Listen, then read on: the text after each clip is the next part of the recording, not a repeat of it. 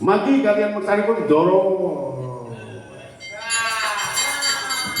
Ana apa-apa kene demam mengenang tinggal lunga. Ya. Kita ono. Ngapusi tak apusi gentenan.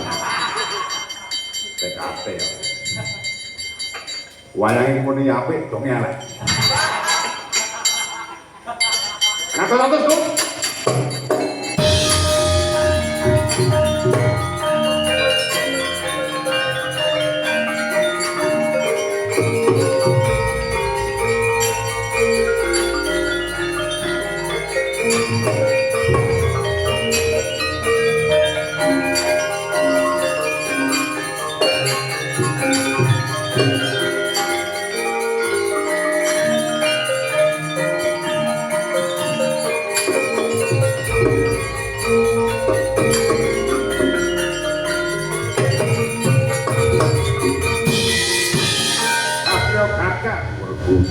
Kowe sapa dewa sekiti Kresna kon ketok tak sun ngampil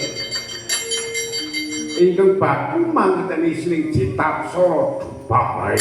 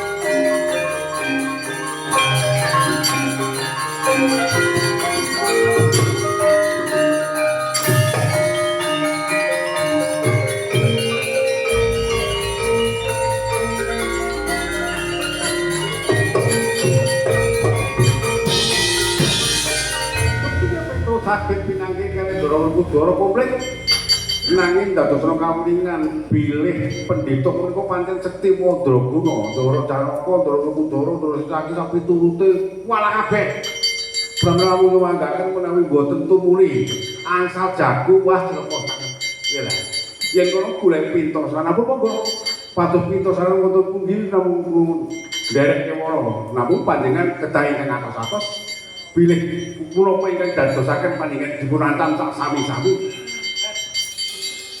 mengkono itu lah pramila panjenengan gadah sapa nggih punika kota pesan kula aturi aning-aning uyuh itu bakal tak tilih kota sajen oh terus gebel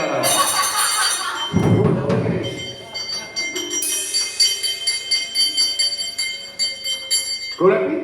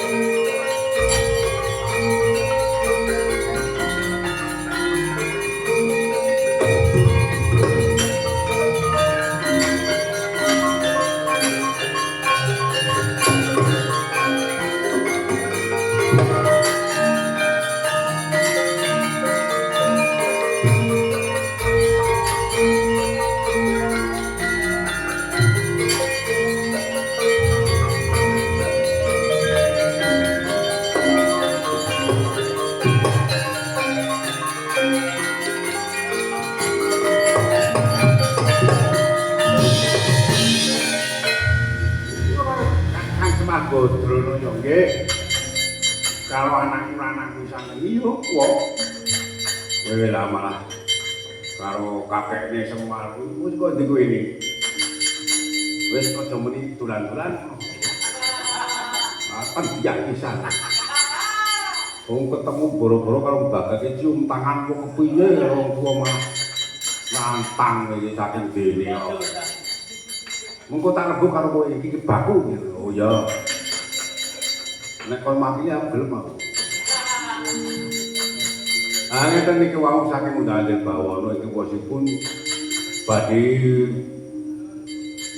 nayenaken perkawisipun putra-putra nggih menika momongan kula Pandhawa. Lho, mungguing kersane Kaki Semar. Nah kula semanten menawi kula sedharake niki dawa sanget. Wektune pun telas. Iki bosipun kula nyuwun adile kawontenan wonten ing Kayang Undhale Bawana nggih menika kasarasan keselamatanipun para putra-putra. Nanging ampun ngatos benjang enten wonten kedatosan perang Baratayuda medal saking wewengkon ing Ngamarta nggih menika dados Senopati. Oh iya menika kaya mangkono aku gale marep bakal tak estokake. Oh nggih. Lah iki aku kok jejeban ya Kang karo kowe. Jejeban apa iki? Jejeban ini aku mau sowan ora ngasani lagi padha wenang iki baku besok ada kembene yen ana perang Baratayuda awake dhewe nyukur napa gawe senajan ora dadi Senopati. Oh wow. Kersane piye ya iki? Kersane Kaki ana ing Undhale Bawana ya iki menang kowe karo aku besok uga yen perlu saiki ayo munggah kayangan muni jawa marang Kaki padha menang. Yen to kedadaan perang Baratayuda awake dhewe ndasta marang Angkramana ya kuwi wujud jin setan bebayangan. Nggawa pusaka ya kuwi gada inten. Oh ya, aku malah seneng ya. Yo saiki wae yo. Lho, ora kampir nang dalam sikik wis ora. Aku tak maca tulis aku dhewe tak kirimne karo Petro Bagong. Lho, kirime nanti. Nang omahku. Pamit karo bojoku, karo bojoku elek karo ngopo niki. Sayang aku karo dhewe. Umpamane dados kula menika nek cara kula niki. Tak buang kalah iki. Ayo iki. Lah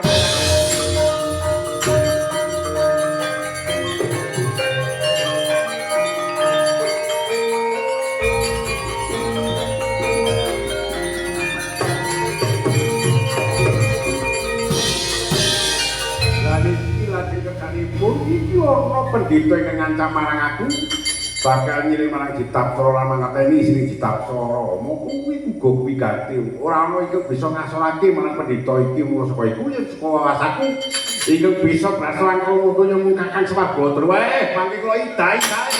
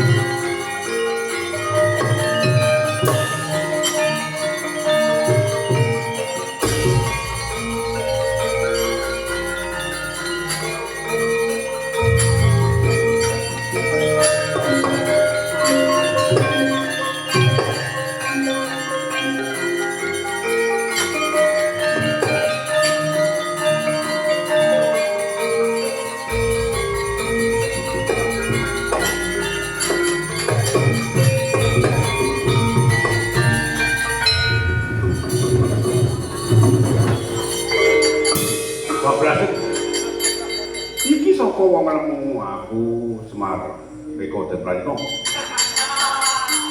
Kowe ngancam marang bendaraku Sunan Prabu Bathara Kosra. Mbaya kowe iki elingo iki sadar tuwa. Aku yen to ora bisa ngrebut Ditapsara aku trimo mati. Keturutan kowe ya.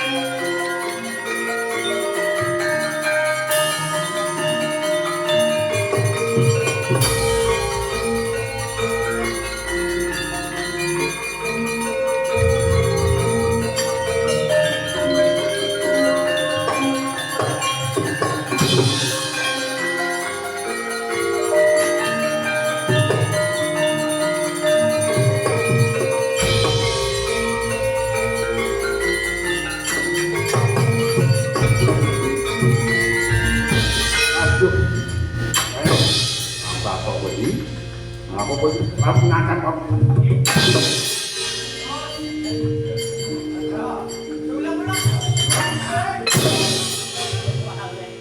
Aku loro awakku.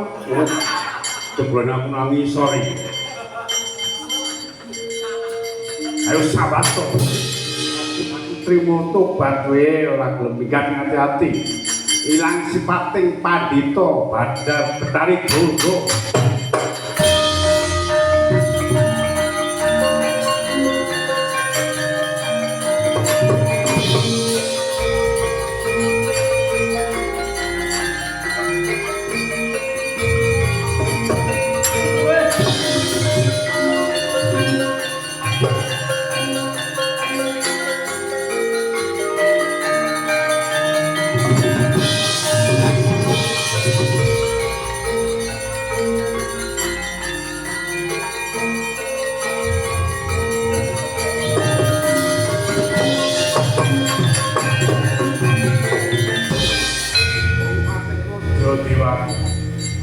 Yen to aku ora mlayu bakal kuwirangan.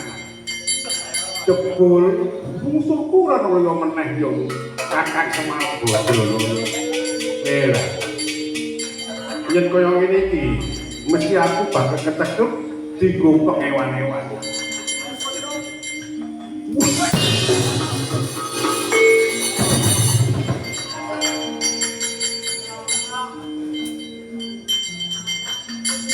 Bagong ora umus. Jebul nang isorku.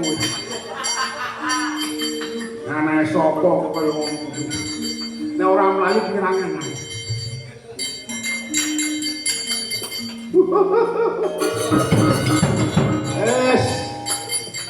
Ketok ijo. Wis ruku to ae. Ala apa jeblane padha wae. Bagong lawan. Ya jangan tenan jebul. Ya belano.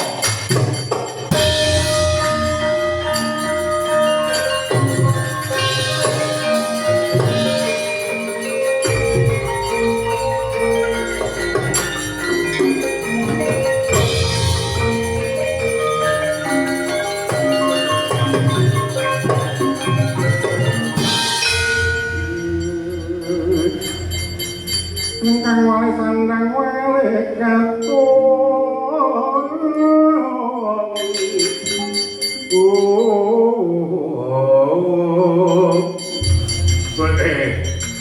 Es tungkol cakat paning raja dentayang tak kadebake. Romo Peneban. Aku ra ngilaki ora dipetik sakro ngamataya takon dosa cangking silae.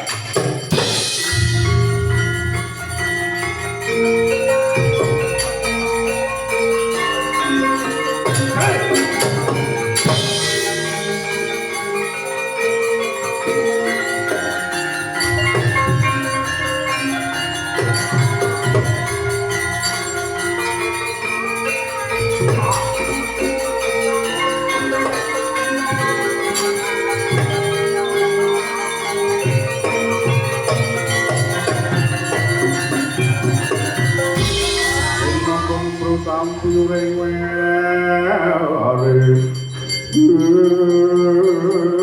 Satrio Kaca Kudoro Wis sapa dewa leko Belakno patine Romo Peneban Bae upamu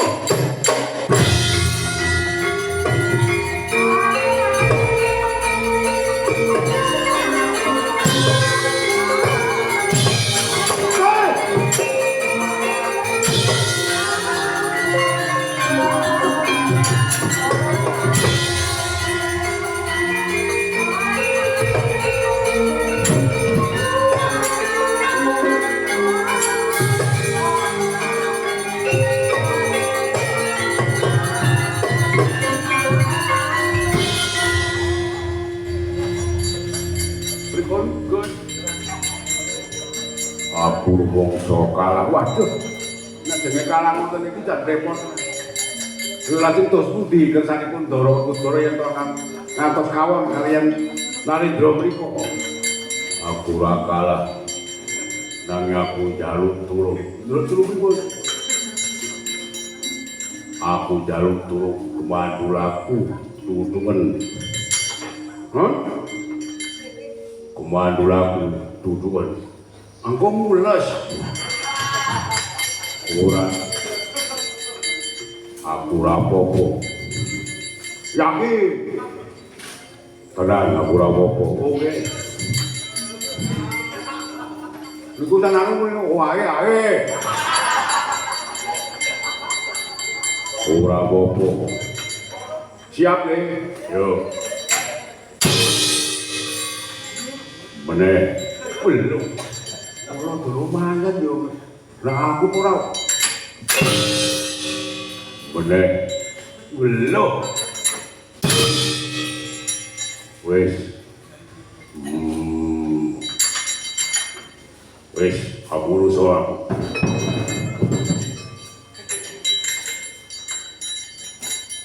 Lha ya kok ambu. Aku tak maju kok, turun pentungan kok. Alah, terus boyo lasare kore kok to ya. Ora aku tetep pentungan. Kok mesti tadi musuh kaya ndoro-ndoro. Lah aku mecetet. Ora. Bobotan pring iki. Kowe yakin ora nyesel? Ora.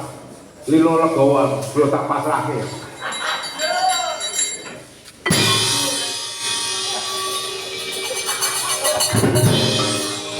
Aduh. Wis nopo iku? Mbak Yumu kacau gitu. Nek kaya ngene iki ndelok ora usah omong to. Monggo jenenge wong omah sing penting kuwi ya. Dadang mencatat itu. Ojo semeran tak tambahi. Tulung kok aku dalam waktu bujuku. Oke. Weh, wis tak kapake tak jahit.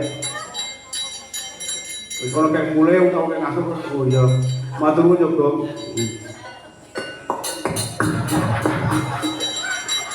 Lah kok muni, Gong? Nang tak isi salah e. Wah, wah, buka ini.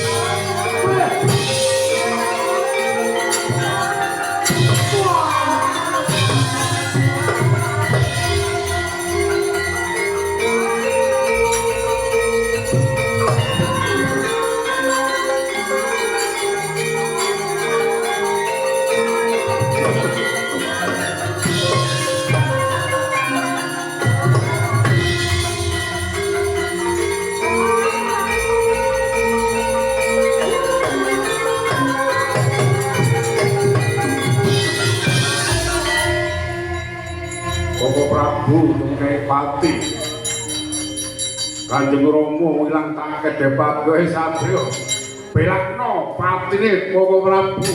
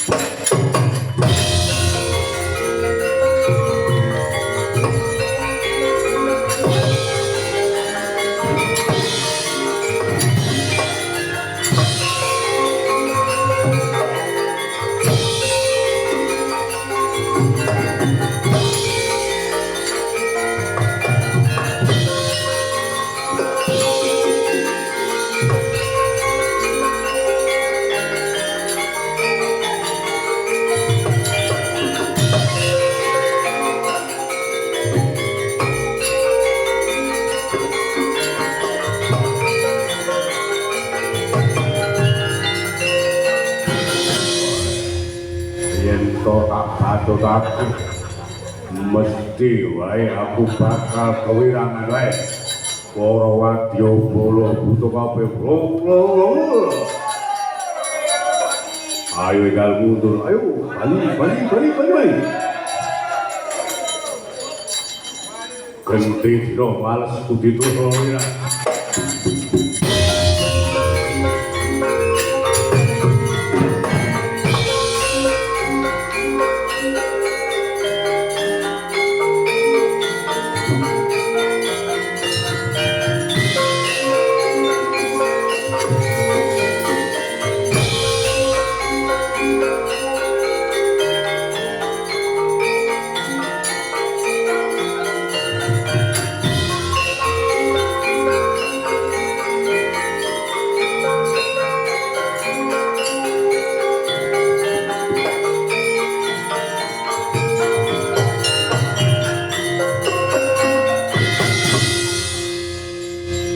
tak gusis nah oi hati merah golek bos muni repot iki nah iya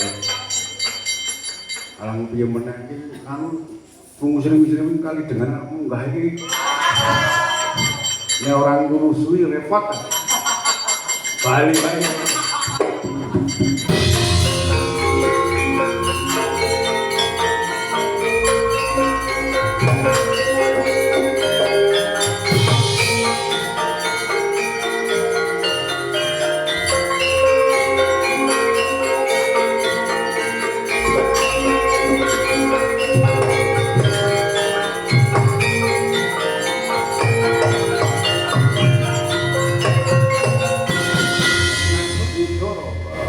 gandeng wis tata titulung kasunyatani urut rentenge kanan bisa kumpes tapestan ana sabawani ayo yang ngadep marang ngasane Kanjeng Eyang padha rembugan perkara besok sapa ingkang kapatah bakal diruntuhi pasar ning negara Ngastina muga-muga sawise lakon iku sami-sami Jaya Jayati Rayi Pampinake Kepewuri Dimas Perkudara ayo tak dereke jriteng kakangku